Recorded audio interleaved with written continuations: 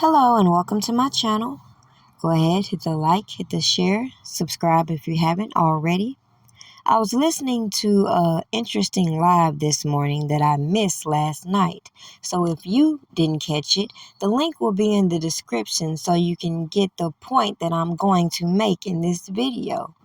Clearly, a lot of the things that I said originally went over people's head because they wanted to focus solely on R. Kelly and overlook the bigger scale of corruption we see playing out on these platforms. Now, multiple people have come out here and said pretty much the same thing, including Andrew Wyatt, when it comes to some of these voices who have been so-called advocating for Robert Kelly, who have been more of a noise. So it should be clear as day why there is a method to the free R. Kelly madness, regardless of who decides to pick up the torch and bring out the message, regardless of how they decide to bring out the message. But instead, you're constantly being shown how people are exposing their true intent, their true motivations, and why this movement is so stagnant when this man has all these fan groups, all of these people that claim to be advocating for him, that spend so much energy going against things that are here to spread his message. But hey, a lot of these voices are the same ones that interfered with his case, hindered his defense, and played with his supporters. So clearly the method to the madness over here is to allow all of these individuals to continuously expose themselves as I documented all of the shenanigans.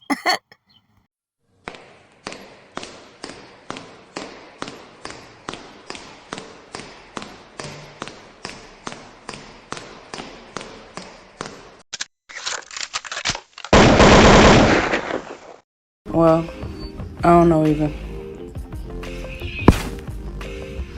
But she called Tamara after I told her. I said, listen, the truth gonna come out, goddammit. You keep on fucking with my daughter, the truth is gonna come out. You need to fucking leave her alone.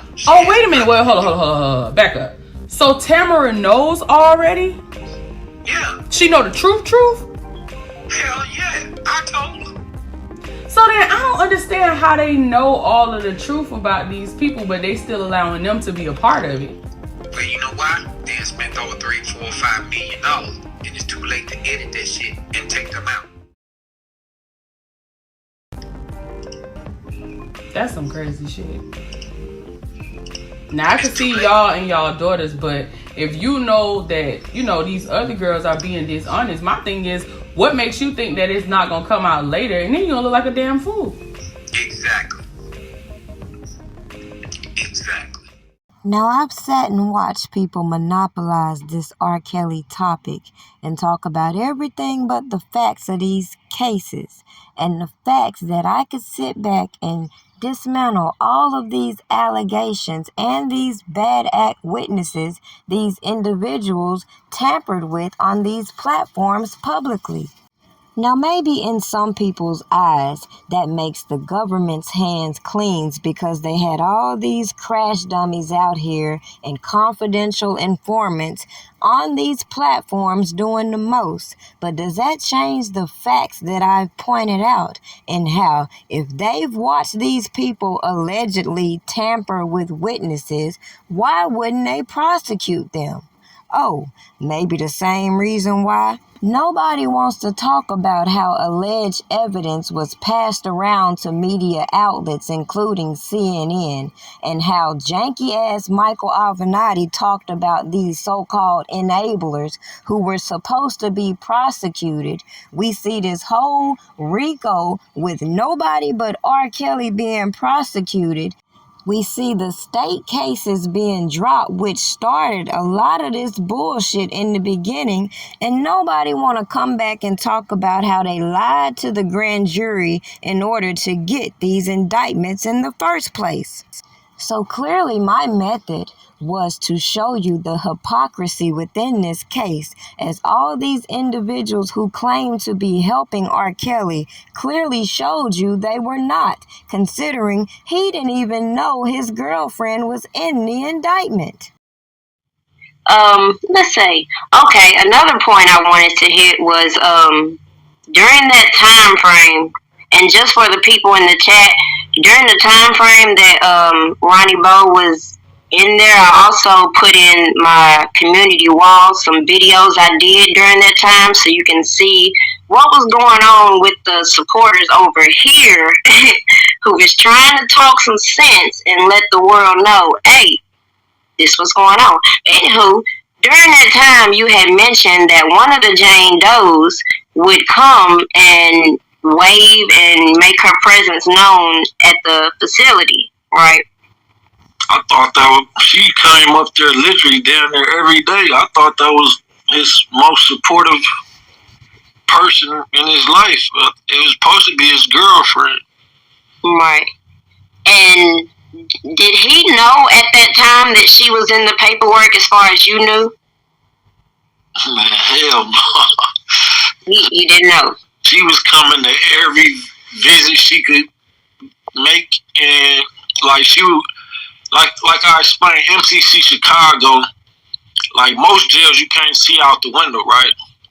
But like a skyscraper is one of the biggest buildings downtown Chicago, and it's like parking structures. You can see the rooftop on these parking structures, right?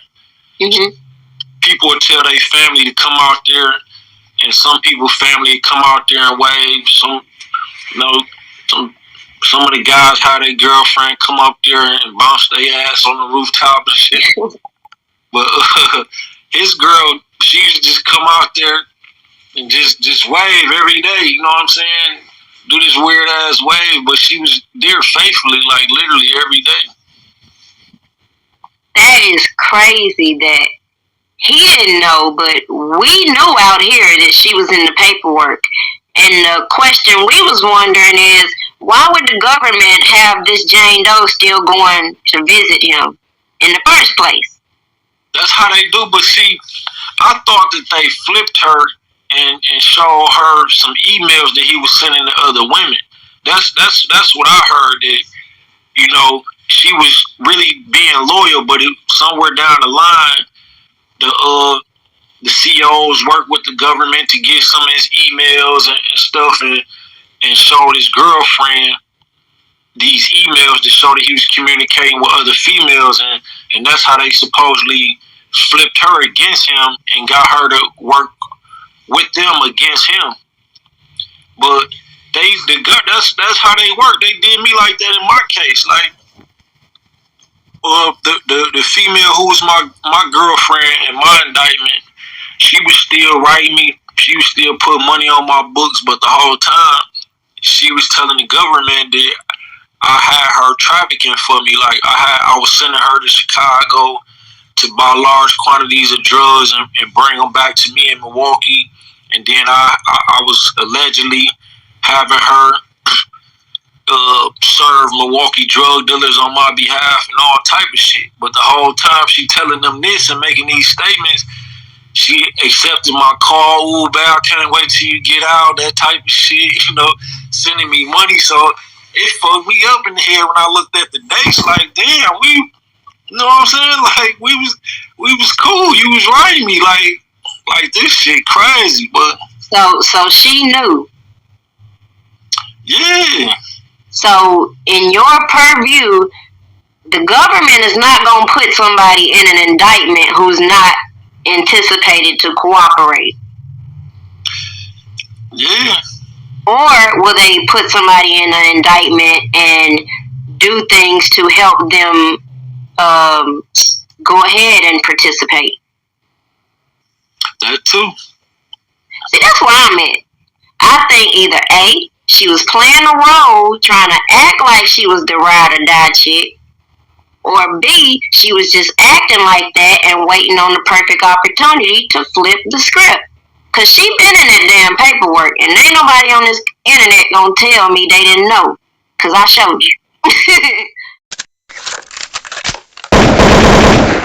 want to send a message to the enablers of Mr. Kelly, to the agents and the managers and the attorneys and the others who stood idly by and looked the other way and turned a blind eye while teenage girls were sexually assaulted for over 2 decades. I will not rest until each of you is brought to justice. We will uncover evidence relating to your participation in these crimes. Mr. Kelly did not do this alone. He did so with the assistance of all of these folks. And it was all, let's be clear, in the interest of money. Everybody ain't got $100,000 sitting around. He said, but damn, just you could have shown me some love and say, well, I came up with $100. He goes $500. And I told him, God is showing you who for you and who against you. He been showing you that, Rob. And sometimes it takes things like this for you to humble yourself. I said, you got to humble yourself, baby. So then she put on there, I met R. Kelly in December of 2015 on a boat. Who the fuck having a boat party in Chicago in December? Now, Don Russell with his snaky ass, he went and did an interview while we was in Biggs the night that Rob got released and told them, I met him on the boat, I ain't know him, this, that, and the third. So I had to call this motherfucker and check him like, first of all, bitch, if I did just know him off the boat, who told Rob said, who the fuck told you to go down there and do an interview? I got my motherfucking money in 3 days with 10% interest. So guess what? I'm like a loan shark in a motherfucking bank. I got my $100,000 back, and I'm gonna send you a copy of the cashier's check in 3 days. Plus, I made $10,000 just off him saying thank you for doing this for me. And Love reportedly wants her money back, according to the Chicago Tribune. A Cook County judge says, too bad. Love's attorney, John Collins, wrote in the 4-page motion she was unaware of any additional ongoing investigations when she posted his $100,000 bond, and argued it's nonsensical for the money to sit in deposit if Kelly is in custody. Collins also contends Love paid $50,000 in back child support on behalf of the Pied Piper R&B when he was jailed for missing payments to ex-wife Andrea Kelly, according to page 6. Circuit Judge Lawrence Flood denied the bid, saying she has no legal basis to ask for her money back. Love reportedly claims she's just trying to help a friend out. Opposed to using the bail money on herself, Love actually intended on using the money on Kelly's other legal fees. Kelly is now incarcerated in Chicago on federal charges in both Chicago and New York for racketeering, sex trafficking, and paying off witnesses in his 2008 child pornography case. He was also charged with prostitution in Minnesota last month. Facebook lied to you. Radio lied to you. Radio fuck you.